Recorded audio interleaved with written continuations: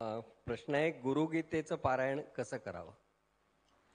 आत्ता आपण जी नवीन गुरुगीता छापलेली आहे ती 588 श्लोकांची आहे.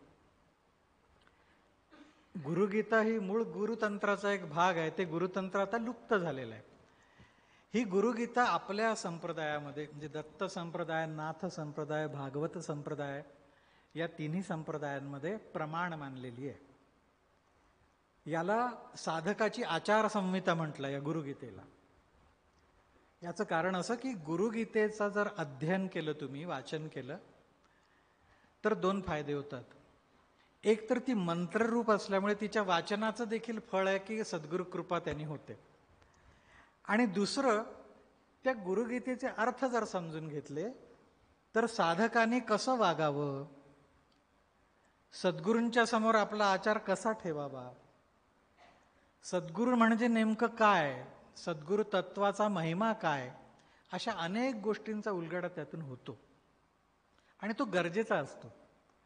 कारण आजकाल आपल्याला पूर्वी जसे पूर्वीच्या मंडळींना घरातूनच संस्कार मिळायचे की मोठ्यांचा आदर कसा ठेवावा, साधू संतांचा आदर कसा ठेवावा, गुरुजनांचा, देवांचा आदर कसा ठेवावा, हे घरच्यांच्या वागण्यातनं लहानांना कळायचं. आता घरच्यांनाच काही माहीत नसतं, तिथे लहानांची काय कथा. गंमत उदाहरण सांगतो तुम्हाला. किती अज्ञान. मला एका साधकाची मेल आली. त्यांनी लिहिलं की मी असं वाचलं आपल्या याच्यात की मामा श्रावणामध्ये अनुष्ठान करायचे, तर तसं अनुष्ठान मी करू का, मला सोहळ्याचे नियम माहीत नाही, पण मी लुगडं नेसून अनुष्ठान करेन. आता मी त्याला विचारलं लुगडं, तर म्हणाला ते मामाजी नेसायचे, त्याला लुगडं म्हणत नाहीत, त्याला सोहळं म्हणतात. तुला कोणी सांगितलं? आईने सांगितलं म्हणाला. हे जर असे संस्कार असतील तर काय आनंदच आहे. म्हणूनच आपल्याला साधा नमस्कार कोणाला म्हणावं, साष्टांग नमस्कार कोणाला, शिरसाष्टांग नमस्कार कोणाला, दंडवत नमस्कार, त्या नमस्कारामध्ये एवढ्या श्रेणी आहेत हे आपल्याला कळत नाही. आजकाल सगळ्यांना तू, बापालाही तू, आईलाही तू, त्या तू मध्ये तुम्ही, आपण वगैरे श्रेणी आहेत मानाच्या, हे माहीतच नाही आजकाल लोकांना.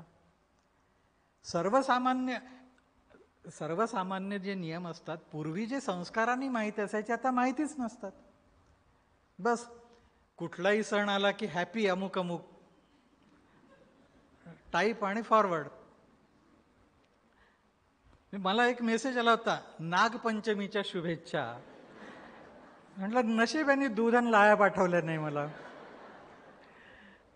आणि शुभेच्छा कोणाला द्याव्या हाही नियम आहे ना, कोणाला माहिती आहे. आता गुरुपौर्णिमेच्या शुभेच्छा, अरे गुरूंना शुभेच्छा देत नसतात, त्यांचे आशीर्वाद घेत असतात.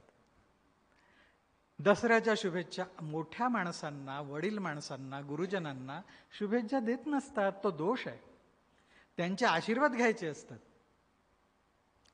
तर असे संस्कारांचे भाग लोपच पावलेले आहेत सगळे. तर निदान सद्गुरूंशी कसं वागावं हे त्या गुरुगीतेच्या वाचनाने आपल्याला कळतं. आता ज्या उपलब्ध सगळ्या गुरुगीता आहेत त्याच्यामध्ये जास्तीत जास्त 175 ते 180 श्लोक आहेत. आम्ही भारतातल्या सगळ्या ठिकाणच्या गुरुगीता हस्तलिखित मिळून त्यामधले सगळे श्लोक एकत्र केले, त्याची जंत्री केली, त्याची चिकित्सित पाठ आवृत्ती केली, क्रिटिकल एडिशन, त्याची अध्याय विभागणी केली. आता त्या नवीन या गुरुगीतेत 588 श्लोक आहेत. आता याचं पारायण करायचं, याचा अर्थ आता सध्या एवढाच आहे की ते अथपासून इथपर्यंत श्लोक वाचून काढा, अर्थासकट वाचून काढा. एवढं तरी निदान या श्रावणामध्ये प्रत्येकाने करावं. कारण गुरुगीता, पूर्वी सांगितलं जायचं की गुरुगीता पाठ करा, गुरुगीता रोज म्हणत जा, शिष्यांना सांगितलं जायचं. तुम्हाला माहित असेल तर गुरुचरित्रामध्ये मुद्दाम त्या गुरुचरित्राच्या शेवटी गुरुगीतेचा अध्याय घातलेला आहे मुद्दाम. तो यासाठी की सद्गुरूंची कृपा त्यातून व्हावी. त्या गुरुगीतेचं महात्म्य फार मोठं, प्रत्यक्ष भगवान शिवांनी ती पार्वतींना सांगितलेली आहे, पार्वती मातेला. तर म्हणून सध्या त्याच्या पारायणाची अशी काही विशिष्ट पद्धत नाही, ती सगळी अथपासून इथपर्यंत वाचून काढावं. मग तुम्हाला एक दिवसात वाचता आलं, शक्य आलं, उत्तम आहे. 2 दिवसात वाचा, 3 दिवसात, किती दिवसात ते पूर्ण करा यालाही काही नियम नाही. पण एकदा सलग अथपासून इथेपर्यंत वाचून काढा.